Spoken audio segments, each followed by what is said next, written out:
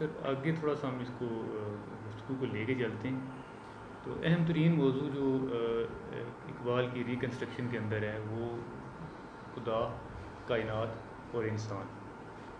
تو اس کے اوپر تھوڑا سا بتائیں گے کہ یہ ان تینوں موضوعات کو اقبال آپس میں یکجا یا ریلیٹ کیسے کرتا ہے؟ ہاں، آپ نے کہا کہ یہ تو مجھے لگتا ہے کہ کسی بھی بڑے فلسفی کے ہاں یہی بنیادی موضوعات ہیں، اور بلکہ کسی بھی بڑے شاعر اور آرٹسٹ اور ادیب کے ہاں بھی، کہ خدا، کائنات اور انسان. اس میں سب سے پہلی بات تو یہ ہے کہ فلسفے نے ہمیں یہ سکھایا کہ بعض لوگ ایسے ہیں کہ جو خدا اور کائنات کو ایک ہی سمجھتے ہیں، ہے نا ایسے وحدت الوجودی. ہاں، فلسفہ تقریباً یہی کچھ ہے. اب آپ چاہیں تو اس کو کہہ لیں کہ وہ خدا کو مانتے ہیں، اور چاہے تو کہیں نہیں مانتے، کیونکہ ان کا جو اب وہ خدا اور خدا کائنات ہے، کائنات خدا، تو وہ تو اس طرح کی بات تو علامہ اقبال بالکل نہیں کرتے. وہ ایک مذہبی انسان ہیں، وہ عاشق رسول بھی ہیں اور تھیولوجین ہیں، ان کی اپنی بہت ساری حیثیات ہیں. تو اس میں میرا خیال ہے کہ ہمارا جو فلسفی اسپائنوزا تھا اس کے بھی کم و بیش نظریات یہی تھے کہ نیچر از گاڈ، گاڈ. تو یہ تو ایک وہ اس کو، بلکہ وہ وحدت الوجود کے کافی خلاف ہیں. اور علامہ اقبال نے اپنی کتاب میں اور اپنے جو ڈسکشن کرتے تھے اپنے دوستوں کے ساتھ خطوط میں، تو وحدت الوجود کے وہ کافی خلاف ہیں اور وہ اس کو درست نہیں سمجھتے.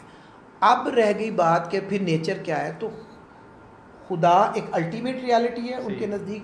نیچر خدا کے نیچر وہ بنیادی قوانین کا وہ مجموعہ ہے جس سے یہ مادی دنیا خدا چلا رہا ہے. یہ اپنے آپ میں نیچر ہی کوئی الٹیمیٹ حقیقت نہیں بن گئی. یہاں سے رستے جدا ہو جاتے ہیں نا اس کے ماننے والے اور نہ ماننے والے.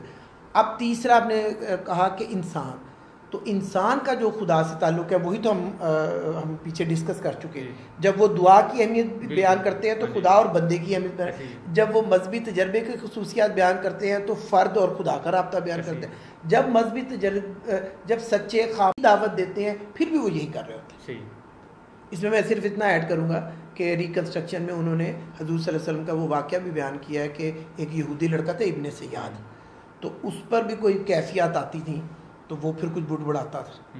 تو حضور نے دلچسپی لی، درخت کے پیچھے کھڑے ہو گئے، وہ یہ دیکھنا چاہتے تھے کہ یہ کیا کرتا ہے، کیونکہ وہ حاملے وہی تھے نا، تو ان کے لیے یہ ہو گیا کہ وہی تو مجھ پہ آتی ہے، یہ کیا کرتا ہے.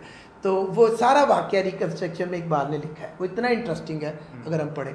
تو اس کی ماں جو وہ بھی ایک یہودی عورت تھی، تو وہ نہیں تو اس نے اس لڑکے کو بتا دیا ان کی موجودگی کا، جس سے اس کی یہ کیفیت جاتی رہی.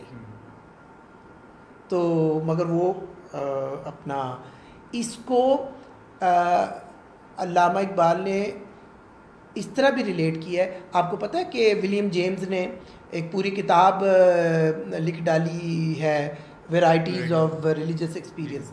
تو وہ اس نے تو خیر اپنے حساب سے وہ کیا، مگر اس لیے اس کا بھی ذکر آتا ہے جہاں پر نیٹشے کا آتا ہے، برگساں کا آتا ہے، فرائڈ کا آتا ہے، ڈارون کا آتا ہے. بہت پڑھے لکھے آدمی تھے ساری نیوٹن کا ذکر آتا ہے ان کی کتاب میں، آئنسٹائن کا آتا ہے، تو وہاں پر وہ ڈیوی کا بھی ذکر کرتے ہیں.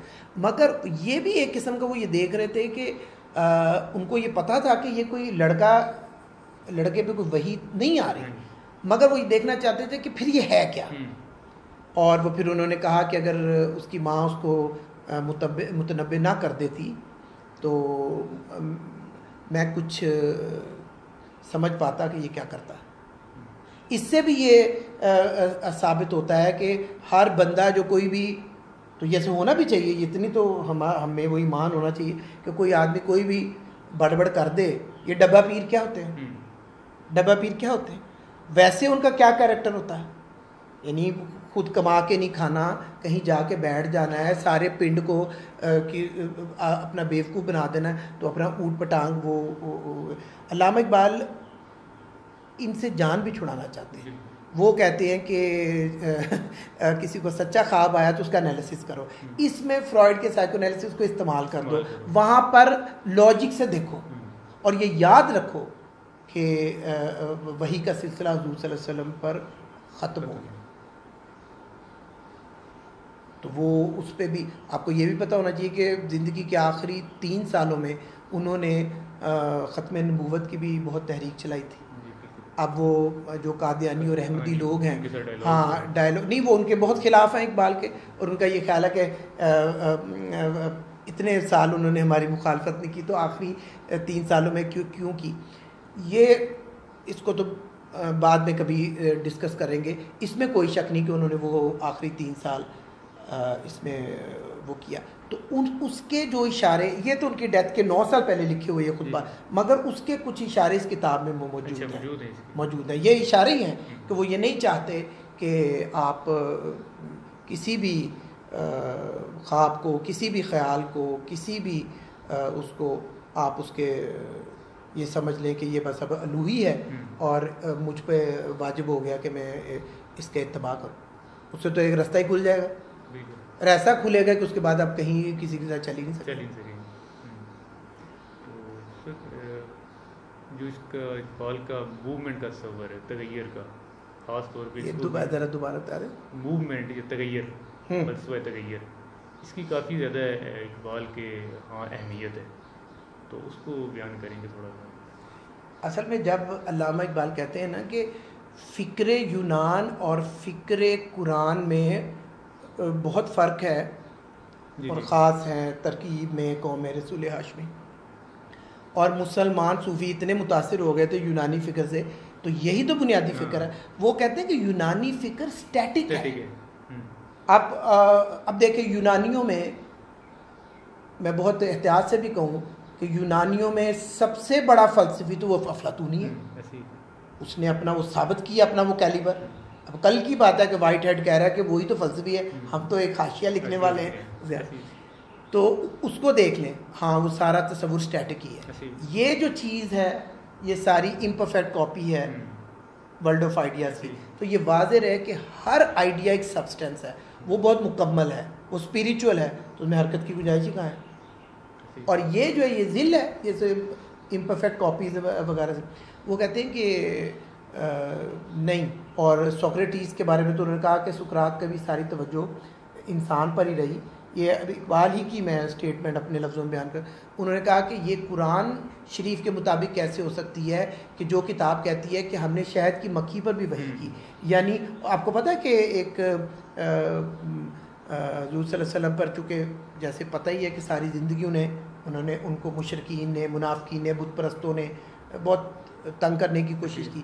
تو قرآن شریف میں ایک جگہ وضاحت ہے, اتنا تھوڑا بہت تو قرآن شریف سب نے پڑھا ہوتا ہے ترجمہ. انہوں نے کہا کہ ہمارا نبی چاہے تو مکھی کی مثال دے اور چاہے مچھر کی مثال دے, تم تو چاہتے ہو کہ اس کا ٹھٹا کرو, اور خدا نے کوئی چیز بے مقصد پیدا نہیں کی. اس کو لے کے اقبال نے بات کی ہے کہ اب قرآنی فکر تو کسی مچھر کسی مکھی کو بھی نہیں سمجھتا کہ بلا وجہ پیدا کیا گیا ہے.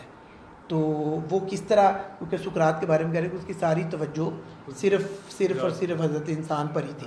اور افلاطون اور ایون ارسطو کا خدا جو ہے وہ بھی آپ دیکھیں کہ انمووڈ موور ہے اور کاز لیس کاز ہے.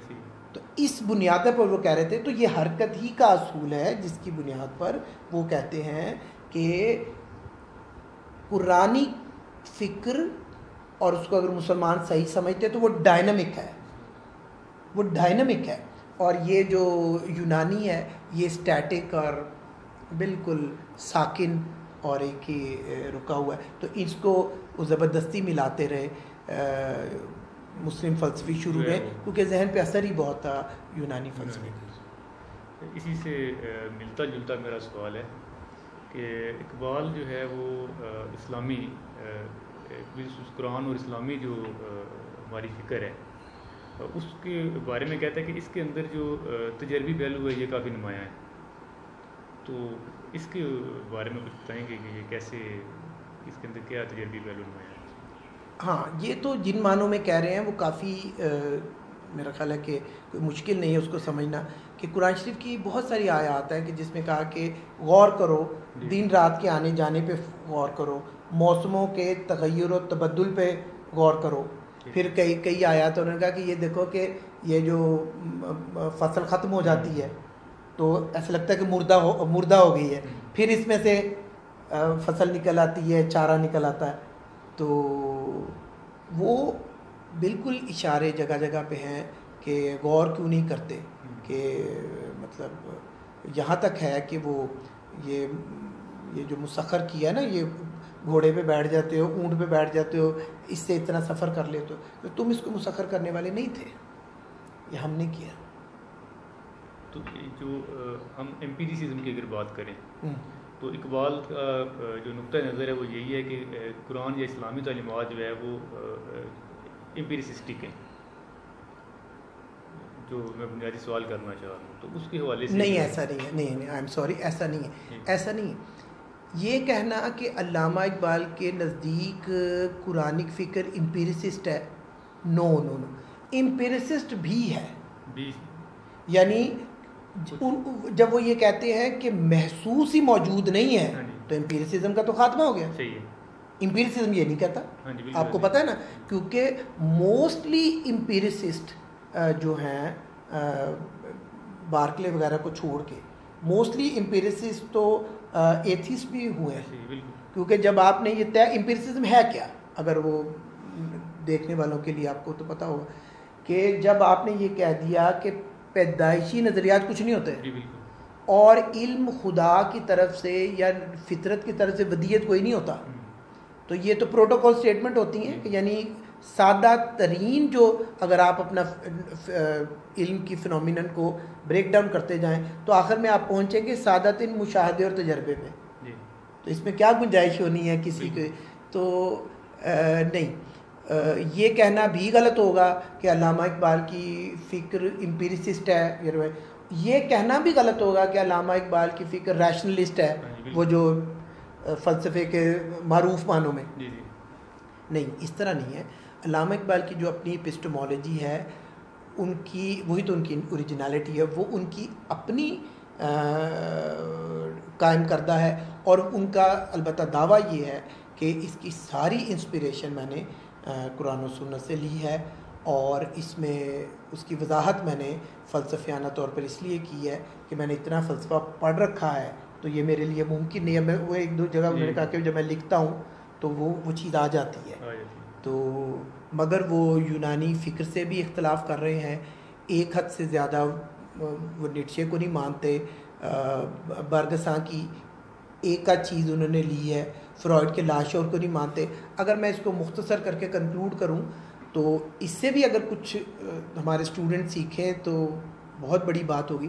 علامہ اقبال کا ایک طریقہ کار میں نے یہ پایا کہ وہ کسی چیز کو مکمل طور پہ ریجیکٹ نہیں کرتے، مگر وہ مکمل طور پہ کسی کو ایکسیپٹ بھی نہیں کرتے. اس لیے یہ سوچ غلط ہے کہ نعوذ باللہ انہوں نے ادھر ادھر سے چیزیں لے کے کر لی ہیں، ایسا نہیں. سر اگر ہم یہ پوری جو مطلب صورت حال ہے اس کو اگر دیکھیں تو پھر اب اس طرح اجتماعیت ہے اور انفرادیت ہے، تو اقبال کا نظریہ اس کے بین ہے، درمیان میں بین ہے.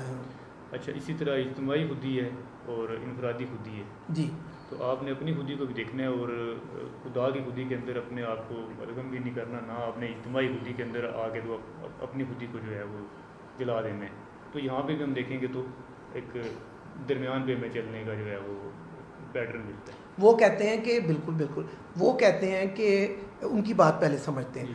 وہ کہتے ہیں کہ میں نے خودی کے تصور پہ اپنی شاعری اور اپنی نثر میں اور اپنی خاص طور پہ انگریزی خطبات میں نے خودی کے تصور پہ اس لیے اتنا زور دیا کہ قرآن شریف ہی بار بار یہ دعوت دے رہا ہے کہ ہر فرد کا جو ٹرائل ہے اس دنیا میں بھی اور خاص طور پر اخروی دنیا میں بھی، حشر کے دن، تو الگ الگ ہوگا. اور اس سے معاملہ وہاں پہ کہیں کہا ہے کہ اللہ نے کہ میں گروہوں کو بناؤں گا اور پورے گروہ کو نعوذ باللہ میں پاس یا فیل کر دوں گا، ایسا نہیں کہا. اسی لیے اقبال بلکہ حیرت کا اظہار کرتے ہیں کہ پتہ نہیں جو اتنے مسلمان فلسفی گزرے ہیں تو انہوں نے تصور خودی کی اہمیت کو کیوں نہیں سمجھا. یعنی نہ صرف کہ وہ اس کی اہمیت سمجھتے ہیں, بیان کرتے ہیں, اس کو کہتے ہیں کہ یہ ماخوذ کیا ہے میں نے قرآن و سنت ہی سے لیا ہے, بلکہ اس پہ حیرت کا بھی اظہار کرتے ہیں کہ اتنے اہم ٹاپک کو پچھلے فلسفیوں اور دانشوروں نے کیوں چھوڑ دیا. اس سے وہ بین بھی ہو جاتا ہے. وہ ان معنوں میں روایتی میں, جس طرح میں نے پہلے کہا کہ روایتی معنوں میں نہ وہ امپیریسٹ ہے نہ راشنلسٹ ہے, اسی طرح روایتی معنوں میں نہ وہ انڈیویجولسٹک فلسفہ ہے نہ کلیکٹیو. تو پھر جو یہ ان کا سٹیٹس ہے نا کہ وہ ایک چیزوں کو دیکھا ہے, چیزوں کو دیکھتے ہیں تو پھر نئی راہیں وہ تلاش کرتے ہیں اور ہمیں دیتے ہیں. تو کچھ نقادوں کے ہاں پھر ہمیں ملتا ہے کہ اقبال کی جب فکر کا تجزیہ کیا جاتا ہے تو اس کو ایک مطلب ایکلیکٹک فلاسفر کہا جاتا ہے کہ جس کے اندر مختلف طرح کی چیزیں اور اس کے درمیانے راستے پہ جو ہے وہ ان کو سنتھیسائز کر کے تو کوئی ایک فکر دے رہا ہے. تو میں اس میں اپنی رائے دے سکتا ہوں. میں کیا علامہ اقبال کے بارے میں یہ کہنا کہ وہ ایکلیکٹک ہے, تو پہلے تو ہم تھوڑا سا واضح کر لیں, آپ کو مجھے معلوم ہے, ہو سکتا ہے سب کو نہ پتہ ہو. ایکلیکٹک فلسفہ ناظرین ایک نیگیٹو مطلب ایکلیکٹسزم ایک نیگیٹو ٹرم ہے, اور اس کا اگر میں مختصر وضاحت کروں تو جس کو کہتے ہیں نا کہ کہاں کی اینٹ کہاں کا روڑا بھان متی نے کنبا جوڑا, جس کو وہ اہل زبان کہتے ہیں, کوئی چیز ادھر سے لی کوئی جیسے لی. انتہائی جہالت کی بات ہے, انتہائی جہالت کی بات ہے. علامہ اقبال کچھ بھی ہو سکتے ہیں, وہ جتنی میں اتنے سالوں سے انہیں پڑھ رہا ہوں, آگے پڑھا رہا ہوں, وہ کچھ بھی ہو سکتے ہیں, وہ ایکلیکٹک فلسفی نہیں ہو سکتے. وہ ایک بہت بڑے اسٹیٹس کا آدمی ہے, اور ایک تو وہ فلسفی ہیں. اچھا مجھے یہ البتہ پتہ ہے کہ یہ غلط فہمی کیسے پیدا ہوئی. آپ بات اپنی جگہ بالکل ٹھیک کہہ رہے ہیں, کیونکہ یہ باتیں بہت ہوتی ہیں اور کوئی بزرگ آگے بڑھ کے اس کو صحیح طرح کلیئر بھی نہیں کرتا, تو وہ ترجمانی آپ نے ٹھیک کی ہے. یہ کیوں ہوا؟ یہ اقبال کے ایک سرسری سپرفیشل مطالعے سے ہوا. صاف لگتا ہے کہ اگر کسی نے شاعری اٹھائی ہے تو تھوڑی بہت اردو پڑھ لی, فارسی اسے آتی نہیں, اور جو ان کی بہت فلوسافیکل کتاب ہے اسرار خودی, میں نے اس کو تو اکثر بات کرنے والوں نے ہاتھ بھی نہیں لگایا ہوتا, پھر اتنی توفیق بھی نہیں کہ اس کو فارسی کو کہ اچھا اردو ترجمہ پڑھ لیں. اور یہ بھی پتہ چلتا ہے کہ ریکنسٹرکشن کے انتہائی سرسری مطالعے سے یہ بات لے لی گئی ہے. اور اس غلط فہمی کی تیسری وجہ بھی ہے میرے. علامہ اقبال لکھتے ہوئے اور خطبات میں پہلے انہوں نے بولے پھر لکھے, اتنے بہت سے لوگوں کا حوالہ دے دیتے ہیں, اس سے یہ غلط فہمی پیدا ہوتی ہے. یہ پیدا ہوتی ہے. مگر آپ دیکھیں کہ صرف 7 خطبات میں نیوٹن بھی آیا ہے. اب میں چند ایک نام اپنی یاد سے لوں گا, وہ ضروری ہیں ذرا. نیوٹن کا بھی ذکر آیا ہے, آئنسٹائن کا بھی آیا ہے, نیٹشے کا آیا ہے, برگساں کا آیا ہے, ولیم جیمز کا آیا ہے, فرائڈ کا آیا ہے, اور کندی فرابی سینا کا آیا ہے, افلاطون کا آیا ہے, سوکریٹیز کا آیا ہے, ارسطو کا آیا ہے, یونانی فکر کا مجموعی طور پر آیا ہے, وحدت الوجود کا, وحدت الشہود کا آیا ہے, قرآن شریف کی مختلف آیات اور ان کی وہ تعویلات اور تشریحات انہوں نے اپنے پوائنٹ آف ویو سے کیے, وہ آیا ہے. تصوف کی بہت ساری چیزوں کا آیا ہے, کئی صوفیہ کا بیان آیا ہے. تو اس سے یہ اب بڑے افسوس کی بات ہے کہ سب سے پہلی بات تو یہ ہے کہ وہ بہت ہی ڈاؤن ٹو ارتھ آدمی تھے, بڑے آدمی تھے. وہ علمیت خدا نخواستہ علمیت جتانے کے لیے یہ نہیں کر رہے, بالکل نہیں. وہ ایسے لگتا ہے کہ بولنے لگے ہیں, لکھنے لگے ہیں, تو ظاہر ہے جو ساری زندگی کا ان کو جو پڑھا ہوا تھا 8-9 سال ڈیتھ سے پہلے کی یہ چیزیں بڑی میچور. تو ایک تو وہ خدا نخواستہ کوئی نمائش نہیں کر رہے تھے, پھر لوگوں نے جو کتاب اٹھائی تو لوگوں نے کچھ بھی نہیں پڑھا ہوتا عام طور پہ, تو پھر اس سے بھی ان کے ایک چیز پیدا ہوتی ہے, شاید اپنے کم اہم ہونے کا احساس ہونے لگتا ہے, تو پھر وہ اتر آتے ہیں اس پہ. پھر دوسری بات یہ ہے کہ وہ کہتے ہیں اچھا اتنا کچھ یہ اکٹھا کر کے اس نے کچھ کر لیا. ایسا نہیں ہے. وہ کسی بھی اہم آدمی کو مکمل طور پہ رد نہیں کرتے, مگر وہ مکمل طور پہ ایکسیپٹ بھی تو نہیں کر رہے. اب دیکھیں کہ انہوں نے لینن کے لیے نظم لکھی ہے نا, لینن کی شان میں, تو کیا انہیں پتہ نہیں تھا کہ لینن کس فلسفے کا قائل ہے؟ بالکل پتہ تھا. اور لینن کے فلسفے میں خدا, مذہب اور اس کی کوئی گنجائش ہی نہیں, ان کو پتہ تھا. مگر شاید ان کو لینن کی وہ جو بہادری اور جو حریت فکر, نہ صحیح حریت ذات جو ہے وہ پسند ہو. اس یہ 2-3 چیزوں کی وجہ سے یہ زیادہ غلط فہمیاں پھیلی ہیں میرے حساب سے. سر اگر ہم اس کو کسی چیز کو دیکھنے کی تو آپ انداز بدل چکے ہیں. مطلب کہ آپ فلسفے کو بھی 2 طریقوں سے دیکھ سکتے ہیں کہ ایک جو آپ کے پاس انالیٹیکل اور جو روایتی طریقہ ہے اور ایک جو پوسٹ ماڈرن طریقہ ہے. تو میرے خیال میں اگر ہم اس کو پوسٹ ماڈرن طریقے سے دیکھیں تو پھر یہ جو جس موضوع کے اوپر ہم بات کر رہے ہیں جو ہمارا آخری ٹاپک ہے تو پھر سے سارا رنگ بدل جاتا ہے کہ اقبال کو دیکھنے کا جو انداز ہے پھر ہم اس کو ایکلیکٹک نہیں کہیں گے. اس کے اندر کس طرح سے چیزوں کو لیا گیا ہے پوسٹ ماڈرن اپروچ کے حوالے سے. ہاں ٹھیک ہے وہ ڈفرینٹ ہو جائے گا. ٹھیک ہے پوسٹ ماڈرن سے شاید آپ جتنا جیسے میں سمجھاؤں آپ کی بات سے پوسٹ ماڈرنزم کا نام لے کے آپ شاید یہ کہنا چاہتے ہیں کہ یہ اب فلسفے کی وہ تحریک ہے اور جو بہت پرانی بھی نہیں ہے ابھی بہت عرصہ تو یہ بالکل ہی ہمارے پاکستان میں فیشن کا حصہ بنی ہوئی تھی. ہر آدمی پوسٹ ماڈرنزم کچھ نہیں پتہ اور پوسٹ ماڈرن کری جا رہا تھا. ٹھیک کہہ رہے ہیں آپ. پوسٹ ماڈرنزم تو یہ گنجائش دیتا ہے کہ کوئی آپ بگ سٹوری نہ بنائیں اور یہ کچھ آپ کا کوئی لوکل میتھڈ ہو سکتے ہیں زندگی کو دیکھنے کے, اپنے کوئی آپ کے کلچرل کوئی علاقائی چیزیں ہو سکتی ہیں اور ایک سے زیادہ چیزوں کو جوڑ کے دیکھا جا سکتا ہے. تو یہ بالکل صحیح ہے. اگر علامہ اقبال کو کوئی پوسٹ ماڈرنزم کی بھی سپورٹ کی ضرورت نہیں ہے. میں پھر دہرا دوں وہ ان میں کئی ان کی فکر میں کئی خامیاں ہو سکتی ہیں. اللہ انہیں جنت میں جگہ دے. ان کی شخصیت میں انسان تھے, کئی مسائل ہو سکتے ہیں, وہ خدا نہیں تھے, کوئی خدا کے رسول نہیں تھے. اور میرے ذاتی ایک طالب علمانہ فکر ایک بات سے اگر کچھ ہیں چند ایک اختلافات جس کا ذکر یہاں بالکل غیر ضروری ہے وہ پھر کبھی اس کو کیا جا سکتا ہے.